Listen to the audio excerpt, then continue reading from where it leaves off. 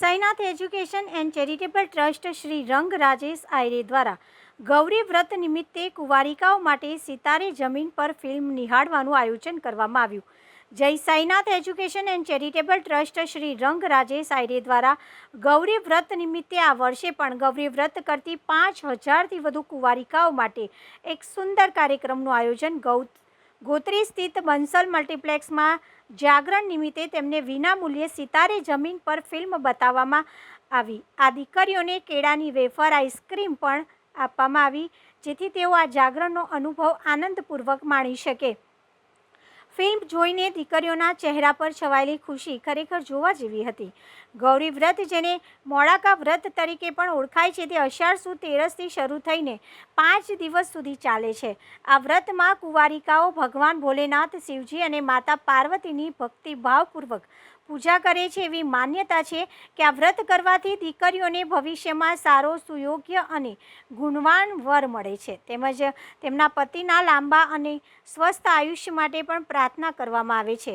આ વ્રત દરમિયાન દીકરીઓ અનાજ અને મીઠાનો ત્યાગ કરીને માત્ર ફળ, દૂધ અને અન્ય મોડા પદાર્થોનું સેવન કરીને 5 દિવસ સુધી ચાલતું આ વ્રત કુંવારિકાઓને ધાર્મિક શ્રદ્ધા અને સંયમ અને સમર્પણનો પાઠ શીખવે છે. આ વ્રતના છેલ્લા દિવસે દીકરીઓ રાત્રે જાગરણ કરી ભજન કીર્તન કરે છે અને ભગવાન શિવ પાર્વતીના આશીર્વાદ પ્રાપ્ત કરે છે.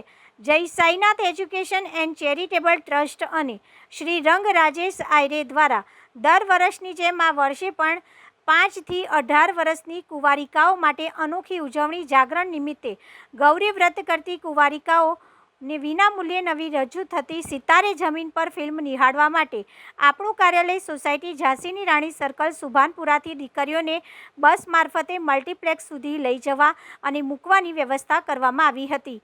શહેર ભાજપના કારોબારી સભ્ય અને પૂર્વ કાઉન્સિલર રાજેશ આયરે, પૂર્વ કાઉન્સિલર પૂર્ણિમાબેન, વોર્ડ નંબર 9ના યુવા કાઉન્સિલર શ્રી રંગ આયરે, નગર પ્રાથમિક શિક્ષણ સમિતિના સભ્ય વિજય પટેલ, મેહુલ સોલંકી, જય સાઈનાથ એજ્યુકેશન એન્ડ ચેરિટેબલ ટ્રસ્ટના યુવાનો અને કાર્યકર્તાઓ મોટી સંખ્યામાં ઉપસ્થિત રહ્યા હતા. રાજેશ આયરે અમને પિક્ચર જોવા લઈ આવ્યા છે ગૌરી વ્રતની છોકરીઓને અને ખૂબ મજા આવી અને નાસ્તો પણ કરાવ્યો છે અમને. અને આવું કાર્ય કરતા રહે તો નાની છોકરીઓને બી સારું લાગે. કયું પિક્ચર જોવાની કેવી મજા આવી? સિતારે જમીન પર પિક્ચર જોવા આવ્યા છે અને ખૂબ સરસ પિક્ચર છે. શીખવા જેવું છે પિક્ચરમાં કે તમે અંધજનોને કે કોઈ પાગલ વ્યક્તિને તમે કેવી રીતે હેલ્પ કરી શકો એ માટેનું પિક્ચર છે. ખૂબ સરસ પિક્ચર છે અને પ્રિફર કરીએ છીએ કે તમે બી જોવા પિક્ચર આવી શકો. વડોદરા શહેર સંસ્કારી નગરી છે, ધર્મની નગરી છે અને વડોદરા શહેરમાં તમે જુઓ છો કે આ રીતના ગૌરી વ્રતનો વિષય હોય કે કોઈ પણ હોય, અમે 25 વર્ષથી આજે આ ગૌરી વ્રતનો કાર્યક્રમ કરી છે. આજે સાઈનાથ એજ્યુકેશન ચેરિટેબલ ટ્રસ્ટ દ્વારા બંસલ મોલ ખાતે સવારના 9 થી 12, 12 થી 3, 3 થી 6 એવી રીતના સંપૂર્ણ દિવસ દરમિયાન આ દીકરીઓને આ કાર્યક્રમ રાખવામાં આવ્યો છે. આ દીકરીઓ એટલે તમે એવું કહું છું કે તમે પણ તમારા ઘર પાસે 7 દીકરીઓને પણ કોઈ બી રીતના ખવડાવજો, એમને ખુશ રાખજો, કારણ કે આ સાક્ષાત ભગવાન અને લક્ષ્મીજીનો અવતાર હોય છે. હર હંમેશા એમને ખુશ રાખવાથી આપણને પણ ખુશ હોય. તો આજના દિવસે એમના મા બાપને વંદન કરું છું, દીકરીઓને ખૂબ ખૂબ શુભેચ્છા પાઠવું છું. સાઈનાથ એજ્યુકેશનની સમગ્ર ટીમને પણ વંદન કરું છું કે જેમના માધ્યમથી આટલી મોટી સંખ્યાઓમાં 5-7 હજારો આખો દિવસ આ પિક્ચર બતાડીશું 2 સિનેમા ઘરોની અંદર. તો આજના દિવસે સંપૂર્ણ દિવસ દરમિયાન જે અમારા સેવા કરતા અને દીકરીઓને ખૂબ ખૂબ શુભેચ્છા પાઠવું છું.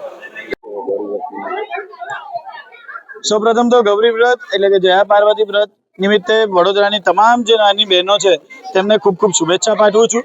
આજનો આ વ્રતનો છેલ્લો દિવસ એટલે કે જાગરણનો દિવસ અને દર વખતની જેમ આ વખતે પણ રાજેશભાઈ આયરે તેમજ સાઈનાથ એજ્યુકેશન ચેરિટેબલ ટ્રસ્ટ તેમજ અમારા માધ્યમથી આ કાર્યક્રમનું આયોજન કરવામાં આવ્યું છે કે જે બાળકીઓ નાની છે, જે પિક્ચર જોવા માટે અમે દર વખતની જેમ છેલ્લા 15 વર્ષથી રાજેશભાઈ આયરે એટલે કે મારા પિતાશ્રીના માધ્યમથી આ કાર્યક્રમ તો કરવામાં આવે જ છે.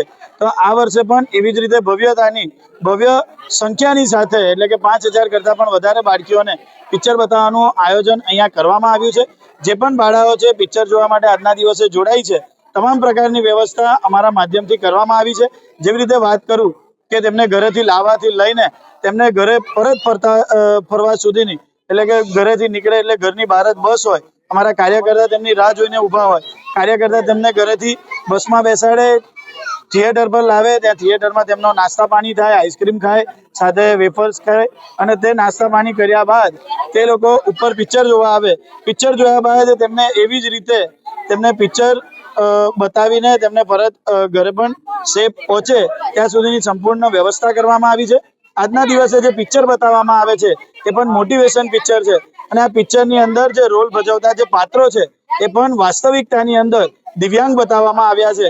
અને દિવ્યાંગ એટલે કે આ પિક્ચરની અંદર જે દિવ્યાંગો માટેનું જે સ્પેશિયલ પિક્ચર બનાવવામાં આવ્યું છે સિતારે જમી પર, અને એની અંદર બતાવવામાં આવ્યું છે કે કોઈ પણ પરિસ્થિતિની અંદર જે જીવી જાય તેને માણસ કહેવાય. અને એવી જ રીતે આ પિક્ચરની અંદર છે કે પોતે પોતાની ડિસેબિલિટી હોવાના કારણે પણ બાળકો રમે છે, અને રમ્યા પછી જ્યાં સુધી તે લોકો ખૂબ મહેનત કરે છે. તેમના ગુરુ ને પણ તે લોકો શીખવાડે છે કે કઈ રીતના શિક્ષણ અપાય, અને એ જ લોકો એવી રીતે શિક્ષણ પૂરું પાડીને જ્યારે ફાઇનલમાં હોવા છતાં હારી જાય છે તો પણ તેમના મોઢા પર સ્મિત હોય છે કે અમે હાર્યા નથી, અમે પણ જીત્યા છે, મહેનત કરી છે. ને આ એ જ એવું મોટિવેશન સાથેનું મૂવી આજના દિવસે બંસલ મોલ ખાતે બતાવવાનું આયોજન કરવામાં આવ્યું છે. સાથે અમારી સમગ્ર સાયનાથ એજ્યુકેશન ચેરિટેબલ ટ્રસ્ટની યુવાનોની ટીમ પણ અહીંયા ઉપસ્થિત છે, અને તમામ લોકોનો અને ખાસ કરીને મીડિયા મિત્રોનો પણ હું ખૂબ ખૂબ આભાર માનું છું.